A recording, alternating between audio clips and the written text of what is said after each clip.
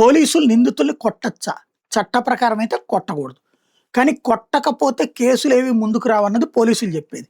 అదే సందర్భంలో ఇప్పుడు రాజకీయ వ్యవహారాల నేపథ్యంలో కూడా పోలీసులు కొట్టేస్తున్నారు.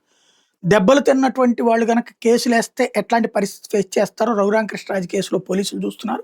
అట్లాగే మిగతా కేసుల్లో కూడా గనక పోలీసులు మీద సీరియస్‌గా సదరు బాధితులు గనక కోర్టుకెళ్తే ఆ సదరు పోలీసులు నిందితులవుతారు. ఆ పైన నేరస్తులుగా నిరూపణ అయితే గనక శిక్ష అనుభవిస్తారు. నేను హైకోర్టు ఇట్లాంటి వ్యవహారం మీదనే సీరియస్ అయింది. రాష్ట్రంలో పోలీసుల తీరు మీద ఆగ్రహం వ్యక్తం చేసింది. చట్టాన్ని పరిరక్షించాల్సినోళ్ళు చట్టాన్ని మీ చేతుల్లోకి ఎట్లా తీసుకుంటారని ప్రశ్నించింది.